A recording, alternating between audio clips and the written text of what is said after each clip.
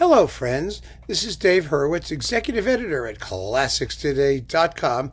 Now, I've been listening to an absolutely exquisite disc that I just have to tell you about. It's music by Ernest Bloch, and it's here on Capriccio. And you get, let's see, what do you get here? It's a whole bunch of things. I mean, it's just the most wonderful music. You get the tone poem, or diptych of tone poems, Hiver-Printemps, which is winter-spring, which sounds just like what the title is. It's so nice when that happens. You know, Bloch wasn't the kind of composer to call his work, hemoglobin 7. And then you'd get to figure out what the hell he was talking about. No, winter spring is winter spring. And I have to say, I think every composer should have to write at least a spring piece. They should have to do a season thing. And then we could compare them all to see how well they do it. I mean, so many did it anyway, but it should be required. You should not be allowed to be a composer unless you do some kind of season's works so that normal listeners who like good music can hear if you've got the right stuff. You know what I mean? Bloch had the right stuff. It's beautiful. Then we get this very late work, a Proclamation for trumpet and orchestra, which I doubt many people have heard. It's only 5 and a bit minutes long, and it's kind of spiky and lots of fun. And then a gorgeous little song cycle, about 25 minutes, 4 songs, much like Mahler's Songs of a Wayfarer or Ravel's Scheherazade. That might be the more appropriate comparison. If you like Scheherazade, you will love the Poème d'automne. The poems of autumn. Oh, they're so beautiful. They're incredibly beautiful, and they're wonderfully sung here by Sophie Koch, mezzo-soprano. She is just wonderful. I want to play you a little bit of the first one, which is called The Vagabond. And it's, oh my goodness, this is just if you like that late romantic, quasi-exotic, just let the soprano voice just, lull you into another world, an alternate realm. You're going to love this. Here it is. Here's a bit.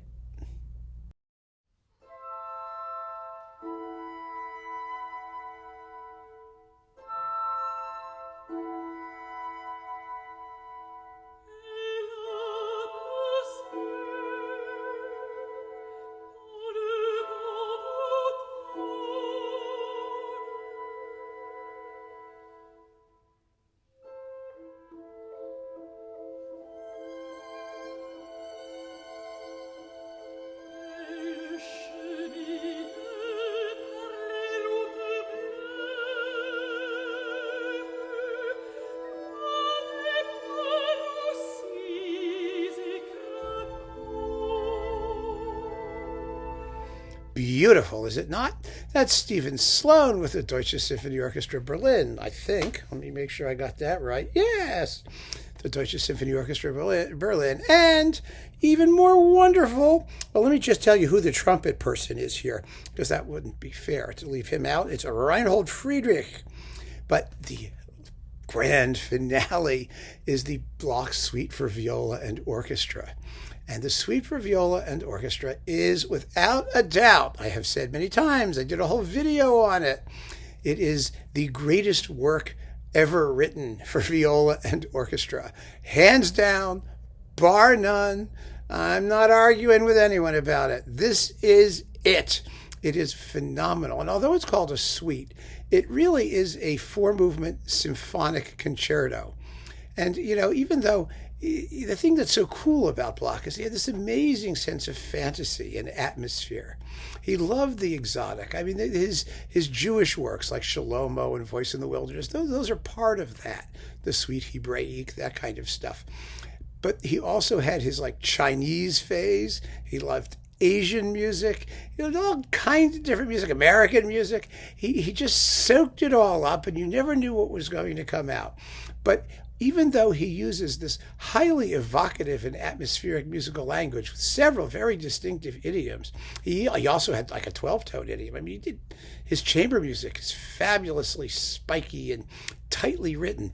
See, he was always into formal shapeliness as well. He was a member of the Frank Dandy school. That is, he often wrote in three movements for large cycles. He used cyclical forms. So his music is wonderfully put together, nice and focused and shapely formally, but it just has this enormous range of romantic fantasy about it. And I am telling you, Bloch is without a doubt the greatest neglected major composer of the 20th century, especially his orchestral music, because he wrote a lot of it and all of it is good. It really is. It's just wonderful, wonderful music that nobody plays. And his opera, Macbeth, is fabulous. I mean, really, really, one of the best Shakespeare sittings you've ever heard. He was a terrific composer.